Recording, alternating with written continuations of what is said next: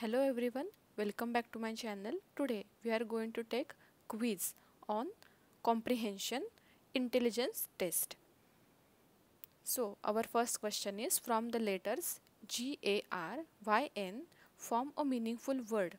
Which of the following alternatives has the same meaning as the word form?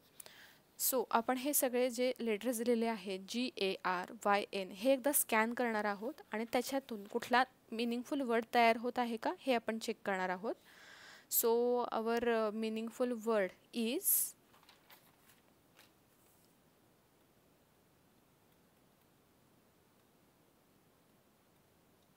So आपल्याला angry हा meaningful word याच्यातून मिळालेला आहे.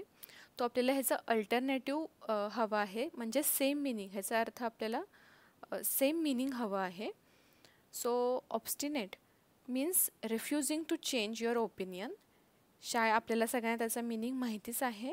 Means nervous, frighten to do something or to become involved in something. Rough can be referred to surface that is uneven or not smooth.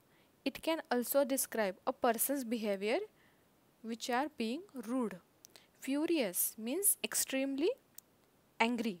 So आपला answer आहे option 4, कारण की आपल्याला अँग्रीला सिमिलर मीनिंग असलेला वर्ड फाइंड आउट करायचा आहे.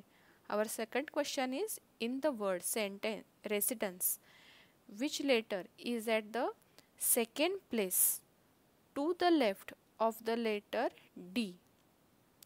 डीच्या लेफ्टला आपल्याला फाइंड आउट करायचं आहे. सो डीच्या राईटला ENCE हे ऑप्शन्स आहेत आणि डीच्या लेफ्टला ISER हे ऑप्शन्स आहेत. सो आपल्याला त्यांनी सेकंड प्लेस विचारली आहे to the left of the letter D. So आपला आन्सर येईल, फर्स्ट आय आहे आणि सेकंड एस आहे. सो आपला ऑप्शन आहे 1. S is our answer. So तुम्हाला हा माझा व्हिडिओ कसा वाटला आणि अशाच पद्धतीचे तुम्हाला जर का क्विज हवे असतील तर मला नक्की कमेंट्समध्ये सांगा. मी तुम्हाला अशा डेली क्विज टाकत जाईन, त्याच्यावरचे आन्सर्स आपण फाइंड आउट करत जाऊ. So please comment me, please like, share and subscribe my channel. Thank you.